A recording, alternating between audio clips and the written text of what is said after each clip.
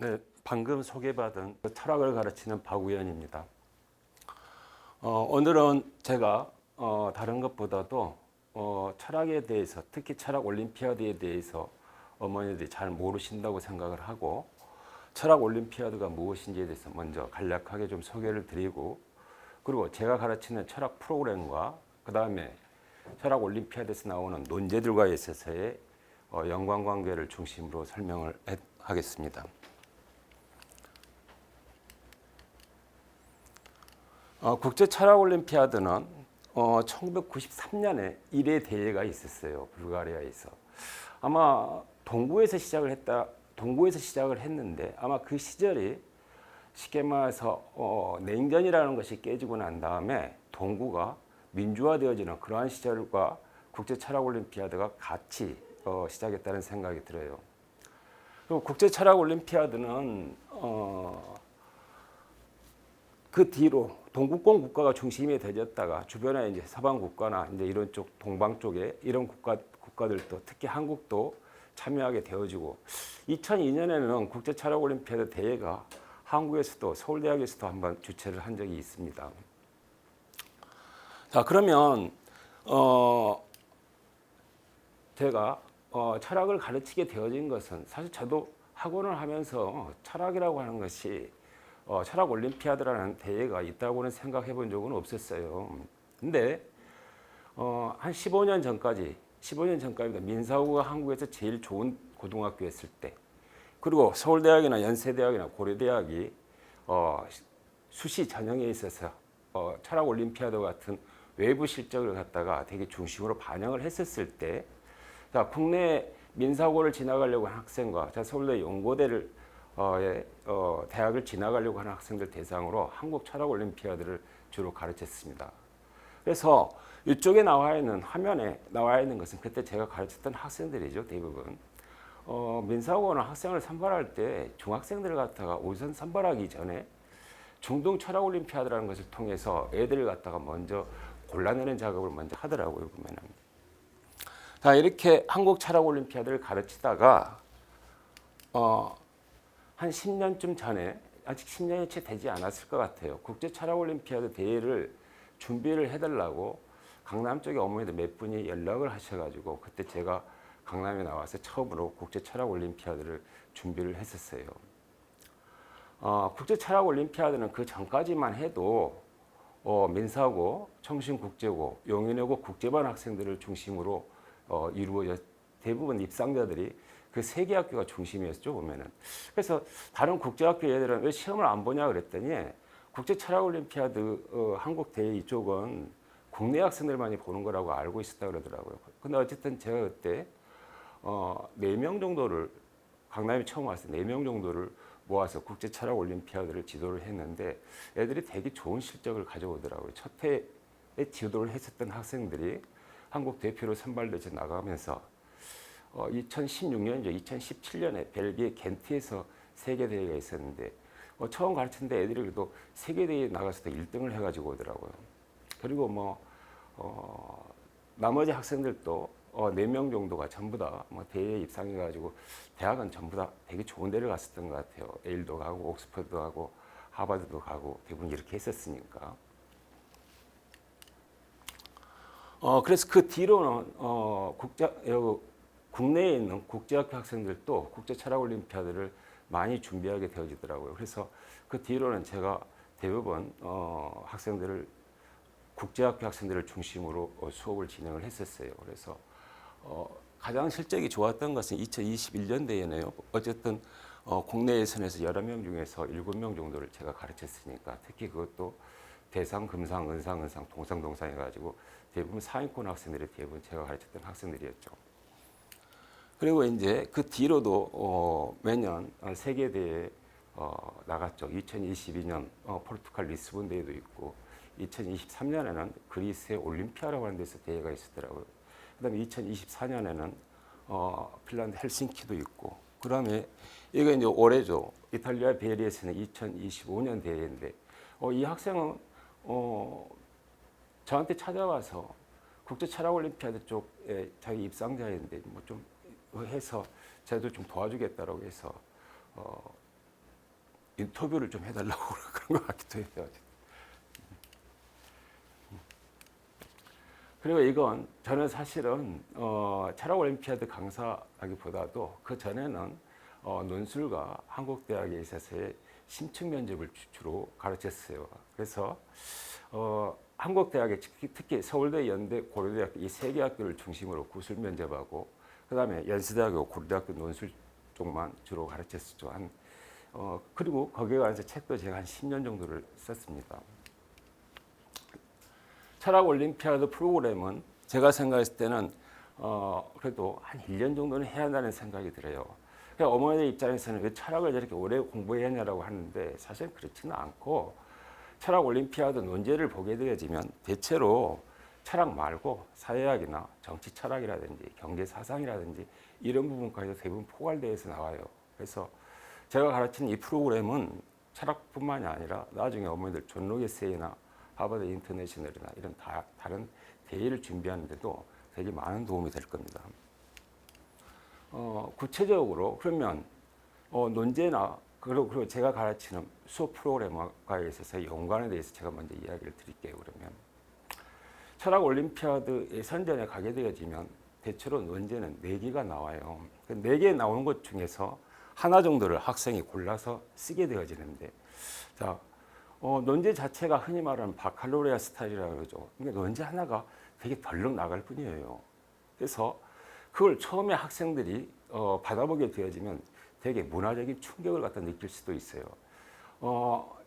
제가 지금 이 위에 내놓은 논제들이 대부분 역사 철학에 관한 논제인데 세 번째 논제를 봐볼게요. 2015년 국내 예선전의 논제네요.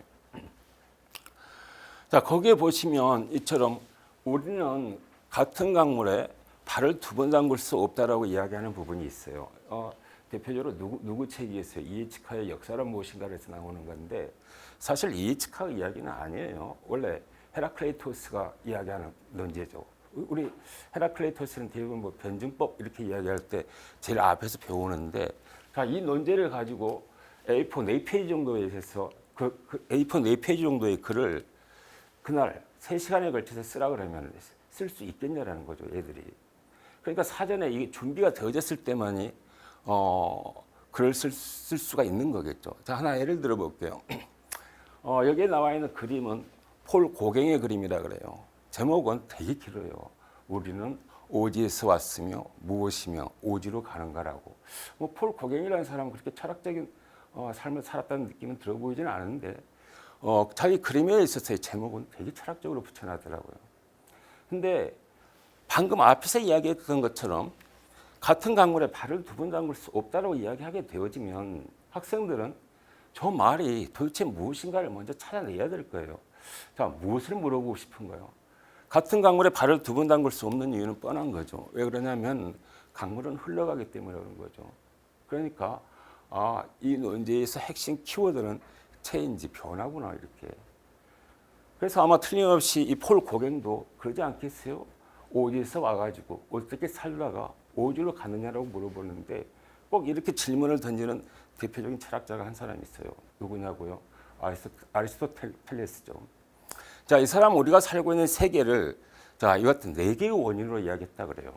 작용, 진료, 형상, 그리고 목적인이라고 하는 이 4개의 원인을 가지고 세계를 설명했다라고 이야기를 하는데 자, 이걸 가지고 앞에 있는 같은 강물을 가지고 그 변화 입장에서 한번 봐볼게요. 자, 같은 강물에 발을 2번 담글 수 없다는 것은 우리가 살고 있는 세계는 변화하고 있다는 거예요. 세계의 변화가 축적되어지면 그거 바로 역사예요. 그래서 이 논제를 보면은 당연히 역사학적으로 가야 한다고 생각을 해야 될 거예요. 자, 그러면 변화를 초래하는 힘이 제일 먼저 어디에서 왔는가? 쉽게 말해서 우리가 살고 있는 세계에서의 변화, 그건 어디에서 왔는가를 갖다 이야기하는 거죠. 자, 그러면 그 변화하는 힘을 갖다가 자, 아리스토텔레스는 이걸 갖다 틀림없이 작용인이라고 이야기할 거예요. 세계에서 변화, 즉 작용을 하는 원인이 어디가 있는지를. 자, 그 변화의 원인은 우리 쉽게 보면 철학적인 입장에서는 유물론과 관념론 이래요. 그래서 대표적인 철학자 있죠. 사적 유물론을 이야기하고 있는 칼 막스. 우리가 살고 있는 세계에서 변화는 물질에서 물질에서 찾아야 돼. 이렇게 이야기하는 사람. 그 다음에 또 한 사람은 관념이라고 이야기하는 사람들이 있어요. 대표적인 것은 어쨌든 막스가 열심히 비판했던 해겔이라고 이야기하겠죠. 해겔의 역사 철학은 쉽게 말해서 절대 정신에서의 닭이 발현 과정 이렇게 이야기하니까 그래서 이걸 글을 쓰게 되어지면 나는 틀림없이 변화의 원인이라고 하는 동력인이라고 할까요? 작용인의 입장에서 쓰게 되어지면 나는 이 글을 유물론과 관념론에서 대립으로 그와 같은 구조로 끄집고 가서 글을 쓸 수도 있어요. 그 다음에 또 강물이 흘러간다고 이야기를 해도 똑같이 흘러가지는 않아요. 강물에 있어서 양태가 서로 다를 거라고 생각을 하게 되어진다면 그러면 이걸 역사 철학적으로 치안해서 바라보게 되어지면 역사의 주인공이 인간이라고 이야기를 했었을 때 자, 역사를 그러면 변화하는 힘, 쉽게 말해서 정신과 물질이라고 이야기하면 그 변화하는 힘을 담지하고 있는 것이 누구냐라는 거예요. 그 변화를 누가 가지고 있느냐라고. 자, 그 변화를 누가 가져가느냐라고 이야기하면은 자, 해겔 같은 경우에는 틀림없이 영웅사관을 이야기하지 않았을까요? 해겔이 라이프치히 전투를 끝내고 오는 나폴레옹을 보고 절대 정신에 있어서의 자, 걸어다니는 절대 정신이라고 이야기했던가요?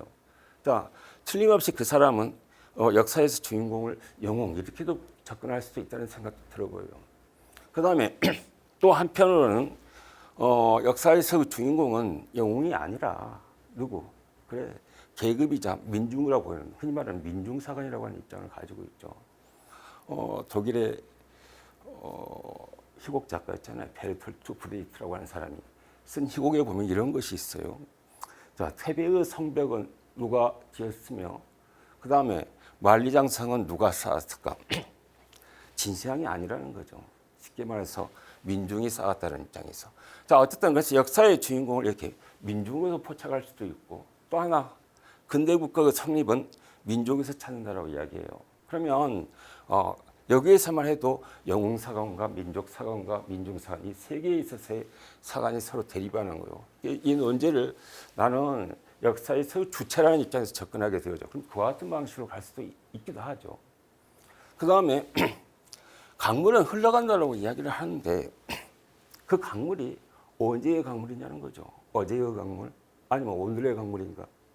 자, 이게 만약에 역사라고 이야기한다 그러면은 자, 역사에서의 중요한 것은 과거에서 역사적 사실인지 아니면 지금 우리 현재에서 중요하게 바라보는 사실인 건지. 자, 그걸 가지고 역사에서 사실과 해석이라는 부분으로 또 쪼개져요. 자, 이쪽은 랑케, 콜링우드, 아까 앞에서 이야기했던 이해치카 이제 세 사람이 서로 막 뒤죽박죽하면서 서로 싸우는 거죠. 그리고 네 번째가 방향이에요. 역사가 하나 흘러가는 머리라면 궁극적으로 그 종착지는 어디에 있는 건지. 자, 역사는 흘러갔는데 진보였나? 아니면 퇴보였나? 그렇지 않으면 순환이었는가? 원래 우리 근대의 사람들은 대부분 역사는 진보한다 그래요. 칼 막스도 진보의 역사관을 가지고 있고 해겔도 역사에서는 진보의 견해를 가지고 있다고 그래요. 근데 퇴보? 자, 언제 영화를 보면 하는 그런 것이 있어요. 레마르크의 서부전선 이상 없다라고 하는. 자, 그 소설을 읽어보면 그 주인공이 창업 속에서 뭐라고 이야기하냐고 하면 수가 있다라는 거예요.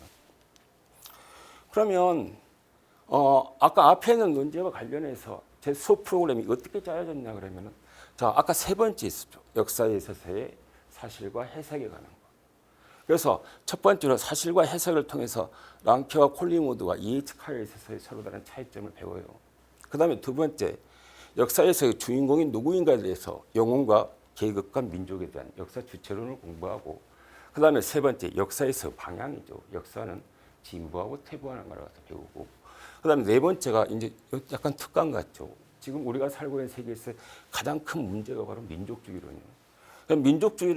민족주의란 어떻게 형성되어져 있고 그리고 또 민족주의는 어떻게 가는 것이 맞는 건지. 자, 어떤 사람은 민족주의가 사라졌으면 좋겠다고 생각하는 사람도 있을 테고 아니면 지금의 민족주의가 뭔지냐라고 생각하는 사람도 있을 테고 아니면 그 민족주의가 새로운 사회에서의 변화의 내용을 가지고 있는 사람으로 서로 구분되어지겠죠.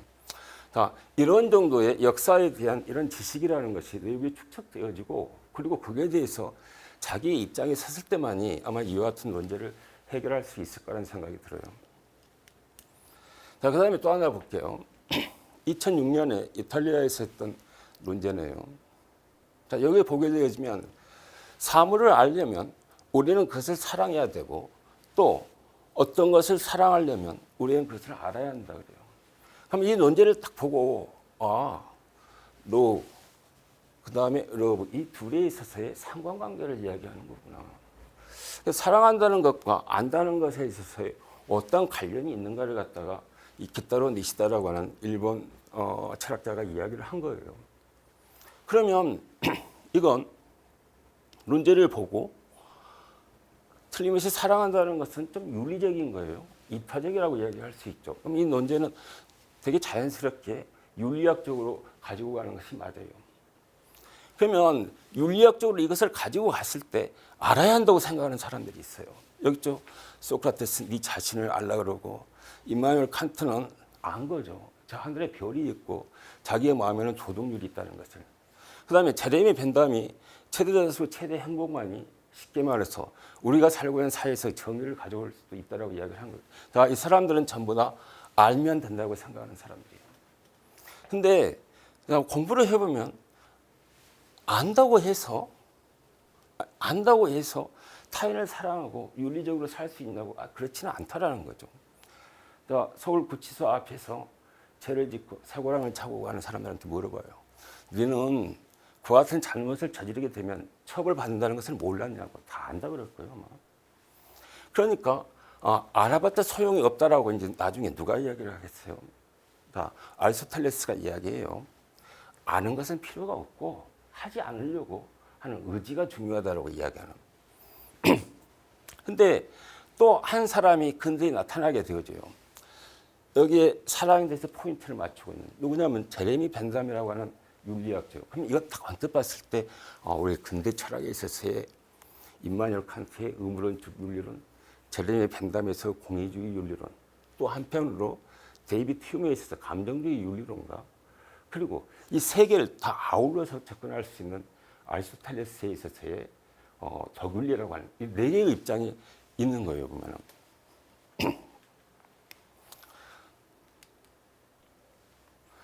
자, 그래서 이 논제는 이제 애들이 쓴다 그러면은 4년 전인가 5년 전에 체드윅 국제학 학생 중에 존 로게스의 필라소피 분야에서 1등을 한 애가 있어요. 지금까지 한국 학생들이 존 로게스에 쓰게 되어지면 대부분 숏 정도나 통과하고 그런데 그 학생만 필라소피 분야에서 유일하게 1등을 했더라고요. 당연히 국제철학올림피아드 한국 대표이기도 했죠. 자, 그 친구가 쓴 글을 읽어보면 제가 생각해도 고등학교 1학년밖에 안 됐는데 이런 정도 글을 쓸 수 있을까라는 생각이 드는데, 자, 걔는 어떻게 썼냐 그러면 이걸 비판하대요. 근대 철학에 있어서의 임마누엘 칸트와 제레미 벤담에 있어서의 공의주의 윤리론과 의무론적 윤리론을 비판하고, 그리고 지금에 있어서의 해결책으로서 내놓을 수 있는 것이 아리스토텔레스의 느코마크네스를 이야기하고 있는 덕윤리적인 입장으로서 접근을 해야 한다라고. 근데 조금만 더 이야기해 볼게요. 사실 기타로 니시다가 이렇게 이야기를 했는데 이건 자기 이야기가 아니에요. 원래 공자에 있어서 논어라고 하는 것을 읽어보면 거기 안연편에 공자의 제자 중에 제일 멍청한 애가 하나 있어요. 번지라고 하는 이름이에요. 쉽게 말해서 택시 운전수예요. 그때는 이제 마부라 그러니까 마차 운전수겠죠. 자, 번지가 공자에게 와서 물어봐요. 뭐라고? 여기 약간 오타가 있죠. 인에 대해서 물어본 거예요. 인이 뭐냐고 물어보는 거예요. 어딜 인자요? 그때 공자가 사람을 사랑하는 거야 이렇게 이야기해요. 애인이라고. 왜냐하면 공자는 유교무류라 그래요. 뭐냐 그러면 유교무류라고 하는 말이 공자는 사람을 가르치되 사람에 따라서 다르다는 거예요. 자, 택시 운전수인 번지가 와서 물어보면 쉽게. 그 다음에 공자의 제자 중에 되게 똘똘한 증자가 와서 물어보면 친구 같으면 증자 같으면 사실 하버드 정도로 나온 친구예요. 그럼 걔한테 물어보면은 증자가 인에 대해서 물어보게 되지만 이렇게 이야기 안 해요. 공자는 충사라고 이야기를 하죠. 레시프로시티라고. 자, 인이 뭐냐 그랬더니 사람을 사랑하는 거야 이렇게 물어보는 거야. 근데 또다시 물어봐요. 그럼 어떻게 해야 사람을 사랑하는 거냐고. 사람을 아는 거야 그래요. 그럼 사람을 어떻게 아는 거냐고. 사람을 어떻게 해야 사랑하냐고 물어보니까 지인이라고 그런답니다. 알아야 한다고. 깃털은 이시다는 공자에 있어서의 논어 안연편을 읽어보고 자기가 이렇게 정리한 거예요. 그래, 아는 것과 알려면 사랑해야 되고 또 사랑하려면 우리는 그것을 알아야 한다라고. 다 이런 형태로 이야기를 한 거예요. 그럼 이 글을 쓰게 되어지면 틀림없이 그래, 아는 것과 사랑하는 것이라고 하는 이 두 개의 키워드를 가지고 서로 간에 어떤 관련을 맺고 있는가를 이야기하면서 이게 윤리학에서 아는 것만으로는 부족하다는 것을 비판하는 형태로 글쓰기를 하면은 좀 더 낫지 않겠어요? 하나 예를 들어 볼게요. 자, 아까 앞에서 이 사람들이 왜 비판을 받을까요? 칸트와 제레미 벤담이. 자, 이건 제가 이 중학생들을 데리고 소설책을 읽어봐도 금방 느낌이 와요. 자, 빅톨 유고에 있어서의 레미제라블을 읽어보면은 거기에 자베르 경감이 장발장을 체포해서 데리고 가야 되는데 체포하지 않고 세느강으로 가서 자기가 강물에 몸을 던져요. 왜 그러냐 그러면은 내가 알고 있는 도덕률에 의하면은 도둑놈인 장발장을 체포를 해가지고 기요틴 위에다 올리는 것이 자기에서 의무예요. 자기 마음에서의 도덕률이라는 거죠. 근데 장발장은 자기가 죽을 뻔했을 때 구해준 거예요. 그러니까 자기의 마음속에서 두 개의 도덕이 서로 간에 충돌을 하는 거 보면 이 딜레마라고 이야기를 하죠. 그러니까 원래 그 타이타닉을 봐도 그래요. 타이타닉 선장이 임마누엘 칸트라 그러면은 그 배에 승객들 아마 다 죽었을 거예요. 왜 그러냐면은 이 딜레마를 임마누엘 칸트가 타이타닉 호의 선장이라면 딜레마를 해결할 수가 없기 때문에. 자, 그 다음에 요 제레미 벤담이 이것은 왜 문제가 있는가는 이건 도스토옙스키의 재화불이라는 소설을 보면은 느낌이 와요. 자, 농노가 해방되어지고 가난한 농노들이 러시아에 있어서의 피터스버그라고 하죠. 페테르스부르크라는 데 전부 모여서 거지같이 살아요. 자, 재화벌의 주인공인 라스콜리니코프는 매일같이 거지같이 사는 사람들을 보고 거기에 대한 엄청난 연민의 마음을 가지고 있어요. 그래서 그때 서구에서 유행하던 공리주의를 마음속에 받아들여요. 최대다수 최대 행복을 위해서라면 내가 도끼를 들고 우리 구역에 살고 있는 사악한 전당포 할머니를 죽이고 거기서 돈을 뺏어서 가난한 사람들한테 주어야 되겠다고. 근데 막상 도끼를 들고 가서 때려서 죽였어요. 근데 돈을 훔쳐가지고 사람들한테 나눠줬나요? 아니, 자기 마음에 있어서의 양심이라고 하는 것이 자꾸 자기를 찌르는 거예요. 나는 최대다수 최대 행복을 이루기 위해서 전당포 할머니를 하나의 수단으로 삼아서 했다는 것에 대해서. 자, 어쨌든 우리 근대 철학에 있어서의 알아야 한다고 하는 사람들의 의무론적 윤리론과 공의주의 윤리론이 가지고 있는 한계를 보여주고 있는 것이 제가 생각할 때는 그런 소설들이에요. 근데 우리 체디 국제학 교수님 요거 두 개를 되게 논리적으로 잘 비판하는 형태로 글을 만들어가지고 왔더라고요. 그 전에 존 로게스 할 때. 그 다음에 여기에 사랑해야 한다는 것도 문제가 많겠죠. 자, 여기 찰스 디킨스 글이에요. 체리티는 집에서 시작하고 정의는 옆집에서 시작한다 할까요? 대문 밖으로 나가서. 우리가 흔히 이야기하는 내로남불이라고 하는 것을 이야기하는 거예요. 찰스 디킨스는 이 소설에서 나와 가까운 애라 그러면 우리 집 얘기라 그러면 사실 뭐 고슴도치도 지 새끼는 귀엽다 그러니까. 근데 나무집 새끼는 별로 귀엽지는 않을 거 아니에요. 그러니까 나는 우리 애는 사랑은 눈으로 바라보지만 나무집 새끼는 공정에서 잣대를 가지고 바라본다는 이야기예요. 이것도 문제가 많은 거죠. 자, 이러한 근대 철학에 있어서의 칸트나 벤담과 데이비드 휴메에 있어서의 윤리학이 가지고 있는 문제점을 다 넘어설 수 있다고 생각한 것이 바로 누구냐면 아리스토텔레스예요. 그래서 2000몇백 년 전의 철학이지만 니코마키안 에식스가 다시 살아나고 그런 것은 우리 근대 철학의 한계를 뛰어넘을 수 있는 부분을 그 책이 제시를 해주고 있다는 생각이 들기 때문에 그런가. 자, 예를 들어봐. 이거 금방 알아요. 생텍쥐페리에 있어서의 어린 왕자의 이야기네. 근데 얘가 이렇게 물어봐요. 여우가 어린 왕자한테. 자, 장미를 위해 정성 들여 쏟은 시간, 그러니까 소중하게 하는 것은 안다고 해서 그게 아니라 개에 대해서 사람들 사이에 섬이 있다고, 그 섬에 가고 싶다고, 대강 문제의식이 비슷해 보여요. 수업 프로그램도 마찬가지예요. 자, 디온톨로지, 임마누엘 칸트의 논리죠. 컨시퀀셜리즘이라고 하는 것이 이게 제레미 벤담에서 공의주의 윤리론이에요. 그 다음에 데이비드 휴움과 마산 누스밤이라는 사람이 이게 감정주의 윤리론이거든요. 자, 이걸 먼저 배우고 그러고 난 다음에 감정주의 윤리론에서 가장 체계적인 책이 우리가 흔히 경제학자라고 생각하고 있는 아담 스미스예요. 아담 스미스는 국부론이라는 책을 쓰기 전에 모럴 센티멘트라고 하는 책을 먼저 썼어요. 쉽게 말해서 윤리학자라는 거죠.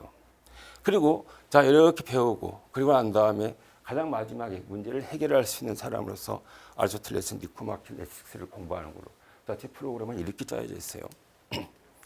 자, 그러면 어떻게 좋은 답안을 쓰는가에 대해서 이야기해 볼게요.